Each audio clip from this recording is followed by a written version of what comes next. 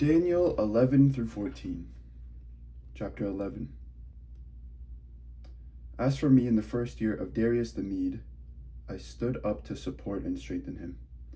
Now I will announce the truth to you. 3 more kings shall arise in Persia. The fourth shall be far richer than all of them. And when he has become strong through his riches, he shall stir up against the kingdom of Greece. Then a warrior king shall arise, who shall rule with great dominion and take action as he pleases. And while still rising in power, his kingdom shall be broken and divided towards the 4 winds of heaven, but not to his prosperity, nor according to the dominion with which he ruled, for his kingdom shall be uprooted and go to others besides these. Then the king of the south shall grow strong,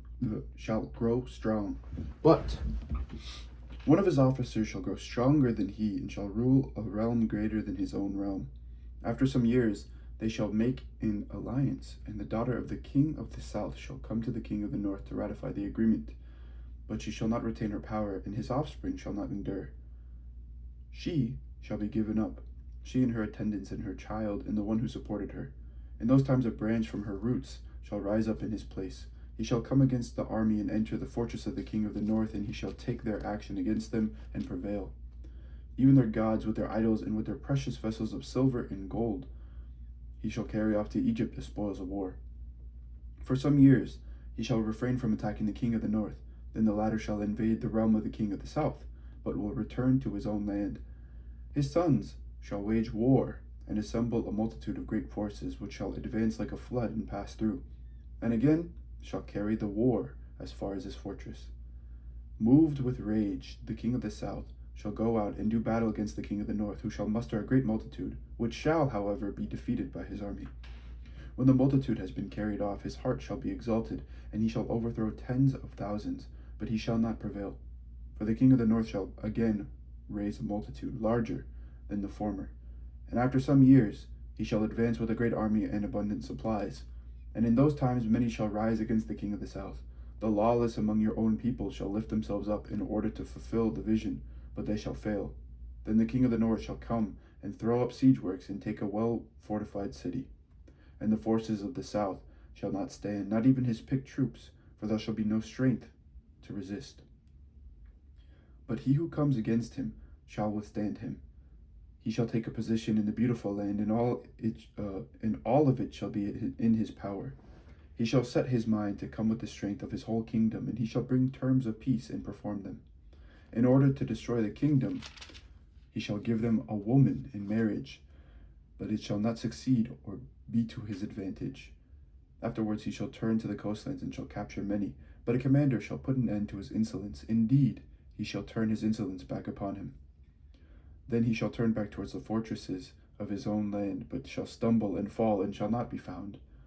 Then shall arise in his place one who shall send an official for the glory of the kingdom, but within a few days he shall be broken, though not in anger or in battle.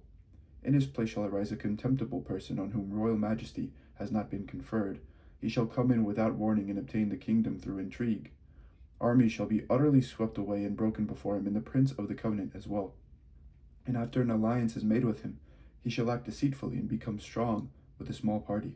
Without warning, he shall come into the richest parts of the province and do what none of his predecessors had ever done, lavishing plunder, spoil, and wealth on them. He shall devise plans against strongholds, but only for a time. He shall stir up his power and determination against the king of the south with a great army. And the king of the south shall wage war with a much greater and stronger army, but he shall not succeed, for plots shall be devised against him by those who eat of the royal rations. They shall break him, his army shall be swept away, and many shall fall slain. The 2 kings, their minds bent on evil, shall sit at one table and exchange lies, but it shall not succeed, for there remains an end at the time appointed. He shall return to his land with great wealth, but his heart shall be set against the holy covenant. He shall work his will and return to his own land. At the appointed time he shall return and come into the south, but this time it shall not be as it was before. For ships of Kittim shall come against him, and he shall lose heart and withdraw. He shall be enraged and take action against the holy covenant. He shall turn back and pay heed to those who forsake the holy covenant. Forces sent by him shall occupy and profane the temple and burnt offering and fortress, profane the temple and fortress. They shall abolish the regular burnt offering and set up the abomination that makes desolate. He shall seduce with intrigue those who violate the covenant. But the people who are loyal to their God shall stand firm and take action. The wise among the people shall give understanding to many. For some days, however, they shall fall by sword and flame, and suffer captivity and plunder. When they fall victim, they shall receive a little help, and many shall join them insincerely. Some of the wise shall fall, so that they may be refined, purified, and cleansed until the time of the end. For there is still an interval until the time appointed. The king shall act as he pleases. He shall exalt himself and consider himself greater than any god, and shall speak horrendous things against the God of gods. He shall prosper until the period of wrath is completed, for what is determined shall be done. He shall pay no respect to the gods of his ancestors, or to the one beloved by women. He shall pay no respect to any other god, for he shall consider himself greater than all. He shall honor the God of fortresses instead of these, a God of whom his ancestors did not know. He shall honor with gold and silver, with precious stones and costly gifts. He shall deal with the strongest fortresses by the help of a foreign god. Those who acknowledge him, he shall make more wealthy, and shall appoint them as rulers over many, and shall distribute the land for a price. At the time of the end, the king of the south shall attack him, but the king of the north shall rush upon him like a whirlwind, with chariots and horsemen, and with many ships. He shall advance against countries, and pass through like a flood. He shall come into the beautiful land, and tens of thousands shall fall victim, but Edom and Moab and the main part of the Ammonites shall escape from his power. He shall stretch out his hand against the countries, and the land of Egypt shall not escape. He shall become ruler of the treasures of gold and silver, and all the riches of Egypt, and the Libyans and the Ethiopians shall follow in his train. But reports from the east and the north shall alarm him, and he shall go out with great fury to bring ruin and complete destruction to many. He shall pitch his palatial tents between the sea and the beautiful holy mountain, yet he shall come to his end with no one to help him. The resurrection of the dead, chapter 12. At that time Michael, the great prince, the protector of your people, shall arise. There shall be a time of anguish, such as never occurred since nations first came into existence. But at that time your people shall be delivered, everyone who is found written in the book. Many of those who sleep in the dust of the earth shall awake, some to an everlasting life, and some to shame and everlasting contempt. Those who are wise shall shine like the brightness of the sky, and those who lead many to righteousness, like the stars forever and ever. But you, Daniel, keep the words secret in the book sealed until the right time of the end. Until the time of the end. Why did I say the right time? Anyway, many shall be running back and forth, and evil shall increase. Then I, Daniel, looked, and two others appeared, one standing on this bank of the stream and one on the other. One of them said to the man clothed in linen, who was upstream, How long shall it be until the end of these wonders? The man clothed in linen, who was upstream, raised his right hand and his left hand towards heaven, and I heard him swear by the one who lives forever, that it would be for a time, 2 times, and half a time. And that when the shattering of the power of the holy people comes to an end, all these things would be accomplished. I heard, but could not understand, so I said, My Lord, what shall be the outcome of these things? He said, Go your way, Daniel, for the words are to remain secret and sealed until the time of the end. Many shall be purified, cleansed, and refined, but the wicked shall continue to act wickedly. None of the wicked shall understand, but those who are the wise shall understand. From the time that the regular burnt offering is taken away and the abomination that desolates is set up, there shall be 1,290 days. Happy are those who persevere and attain the 1,335 days. But you, go your way and rest. You shall rise for your reward at the end of the days. Susanna's beauty attracts 2 elders, chapter 13. There was a man living in Babylon whose name was Joachim. He married the daughter of Hilkiah, named Susanna, a very beautiful woman, and one who feared the Lord. Her parents were righteous, and had trained their daughter according to the law of Moses. Joachim was very rich, and had a fine garden adjoining his house. The Jews used to come to him, because he was the most honored of them all. That year 2 elders from the people were appointed as judges. Concerning them the Lord had said, Wickedness came forth from Babylon, from elders who were judges, who were supposed to govern the people. These men were frequently at Joachim's house, and all who had a case to be tried came to them there. When the people left at noon, Susanna would go into her husband's garden to walk. Every day the two elders used to see her, going in and walking about, and they began to lust for her. They suppressed their consciences and turned away their eyes from looking to heaven or remembering their duty to administer justice. Both were overwhelmed with passion for her, but they did not tell each other of their distress, for they were ashamed to disclose their lustful desire to seduce her. Day after day they watched eagerly to see her. One day they said to each other, "Let us go home, for it is time for lunch." So they both left and parted from each other. But turning back, they met again, and when each pressed the other for the reason, they confessed their lust. Then together they arranged for a time when they could find her alone. Once, while they were watching for an opportune day, she was in, as before, with only two maids, and wished to bathe in the garden, for it was a hot day. No one was there except the two elders who had hidden themselves and were watching her. She said to her maids, "Bring me olive oil and ointments, and shut the garden doors so that I can bathe. So that I can bathe." They did as she told them. They shut the doors of the garden and went out by the side doors to bring what they had been commanded. They did not see the elders because they were hiding. And when the maids had gone out, the two elders got up and ran to her. They said, "Look, the garden doors are shut and no one can see us. We are burning with desire for you. So give your consent and lie with us. If you refuse, we will testify against you that a young man was with you, and this was why you sent your maids away." Susanna groaned and said, "I am completely trapped, for if I do this, it will mean death for me. If I do not, I cannot escape your hands. I choose not to do it.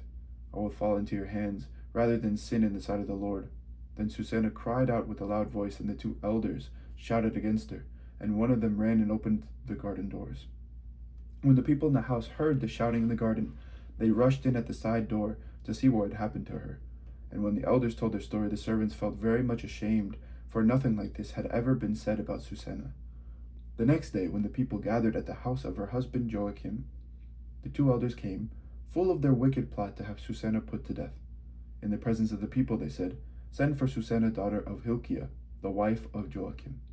So they sent for her, and she came with her parents, her children, and all her relatives. Now Susanna was a woman of great refinement and beautiful in appearance. As she was veiled, the scoundrels ordered her to be unveiled, so that they might feast their eyes on her beauty. Those who were with her and all who saw her were weeping. Then the two elders stood up before the people and laid their hands on her head. Through her tears she looked up towards heaven, for her heart trusted in the Lord. The elders said, "While we were walking in the garden alone, this woman came in with two maids, shut the garden doors, and dismissed the maids. Then a young man who was hiding there came to her and lay with her. We were in a corner of the garden, and when we saw this wickedness, we ran to them. Although we saw them embracing, we could not hold the man, because he was stronger than we are, and he opened the doors and got away. We did, however, seize this woman and asked who the young man was, but she would not tell us. These things we testify." Because they were elders of the people and judges, the assembly believed them and condemned her to death. Then Susanna cried out with a loud voice and said, "O eternal God, you know what is secret, and are aware of all the things before they come to me. You know that these men have given false evidence against me, and now I am to die, though I have done none of the wicked things that they have charged against me." The Lord heard her cry. Just as she was being led off to execution, God stirred up the Holy Spirit of a young lad named Daniel, and he shouted with a loud voice, "I want no part in the shedding of this woman's blood." All the people turned to him and asked, "What is this you are saying?" Taking his stand among them, he said, "Are you such fools, O Israelites, as to condemn a daughter of Israel without examination and without learning of the facts? Return to court, for these men have given false evidence against her." So all the people hurried back, and the rest of the elders said to him, "Come, sit among us and inform us, for God has given you the standing of an elder." Daniel said to them, "Separate them far from each other, and I will examine them." When they were separated from each other, he summoned one of them and said to him, "You old relic of wicked days, your sins have now come home, which you have committed in the past, pronouncing unjust judgments, condemning the innocent and acquitting the guilty. though the Lord said, 'You shall not put an innocent and righteous person to death.' Now then, if you really saw this woman, tell me this: under what tree did you see them being intimate with each other?" He answered, "Under a mastic tree." And Daniel said, "Very well. This lie has cost you your head, for the angel of God has received the sentence from God, and will immediately cut you in two." Then putting him to one side, he ordered them to bring the other, and he said to them, "You offspring of Canaan and not of Judah, beauty has beguiled you, and lust has perverted your heart. This is how you have been treating the daughters of Israel, and they were intimate with you through fear, but a daughter of Judah would not tolerate your wickedness. Now then, tell me, under what tree did you catch them being intimate with each other?" He answered, "Under an evergreen oak." Daniel said to him, "Very well. This lie has cost you also your head, for the angel of God is waiting with his sword to split you in two, so as to destroy you both." Then the whole assembly raised a great shout and blessed God, who saves those who hope in him. And they took action against the two elders, because out of their own mouths Daniel had convicted them of bearing false witness. They did to them as they had wickedly planned to do to their neighbor. Acting in accordance with the law of Moses, they put them to death. Thus, innocent blood was spared that day. Hilkiah and his wife praised God for their daughter Susanna, and so did her husband Joachim and all her relatives, because she was found innocent of a shameful deed. And from that day onwards, Daniel had a great reputation among the people. Daniel and the priests of Bel. Chapter 14. When King Astyages was laid to rest with his ancestors, Cyrus the Persian succeeded to his kingdom. Daniel was a companion of the king and was the most honored of all his friends. Now the Babylonians had an idol called Bel, and every day they provided for it 12 bushels of choice flour and 40 sheep and 6 measures of wine. And the king revered it and went every day to worship it. But Daniel worshipped his own God. So the king said to him, "Why do you not worship Bel?" He answered, "Because I do not revere idols made with hands, but the living God, who created heaven and earth and has dominion over all living creatures." The king said to him, "Do you not think that Bel is a living God? Do you not see how much he eats and drinks every day?" And Daniel laughed. And he said, "Do not be deceived, O king, for this thing is only clay inside and bronze outside, and it never ate or drank anything."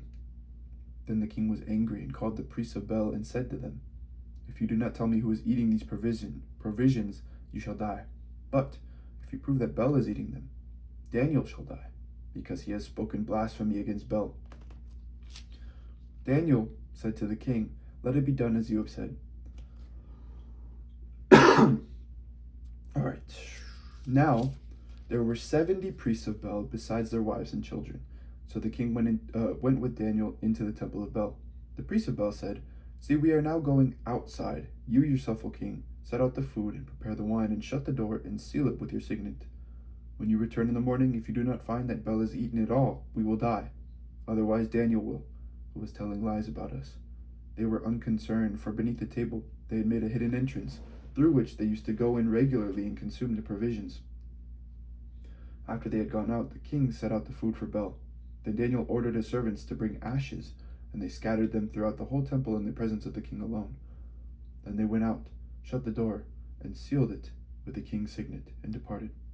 During the night the priests came as usual, with their wives and children, and then ate and drank everything. Early in the morning the king rose and came, and Daniel with him. The king said, "Are the seals unbroken, Daniel?" He answered, "They are unbroken, O king." As soon as the doors were opened, the king looked at the table and shouted in a loud voice, "You are great, O Bel, and in you there is no deceit at all." But Daniel laughed and restrained the king from going in. "Look at the floor," he said, "and notice whose footprints these are." The king said, "I see the footprints of men and women and children." Then the king was enraged, and he arrested the priests and their wives and children. They showed him the secret doors through which they used to enter to consume what was on the table, and therefore the king put them to death and gave Bel over to Daniel, who destroyed it and its temple. Now, in that place there was a great dragon, which the Babylonians revered. The king said to Daniel, "You cannot deny that this is a living God, so worship him." Daniel said, I worship the Lord, my God, for he is the living God. But give me permission, O king, and I will kill the dragon without sword or club. The king said, I give you permission. And then Daniel took pitch, fat, and hair, and boiled them together and made cakes, which he fed to the dragon. The dragon ate them and burst open. Then Daniel said, See what you have been worshipping? And when the Babylonians heard about it, they were very indignant and conspired against the king, saying, The king has become a Jew. He has destroyed Bel and killed the dragon and slaughtered the priests. Going to the king, they said, Hand Daniel over to us, or else we will kill you and your household. The king saw that they were pressing him hard, and under compulsion he handed Daniel over to them. They threw Daniel into the lion's den, and he was there for 6 days. There were 7 lions in the den, and every day they had been given 200 human bodies and two human bodies and 2 sheep, but now they were given nothing, so that they would devour Daniel. Now the prophet Habakkuk was in Judea. He made a stew and had broken bread into a bowl, and was going into the field to take it to the reapers. But the angel of the Lord said to Habakkuk, Take the food that you have to Babylon, to Daniel in the lion's den. Habakkuk said, Sir, I have never seen Babylon, and I know nothing about the den. Then the angel of the Lord took him by the crown of his head and carried him by his hair. With the speed of the wind, he set him down in Babylon, right over the den. Then Habakkuk shouted, Daniel, Daniel, take the food that God has sent you. And Daniel said, You have remembered me, O God, and have not forsaken those who love you.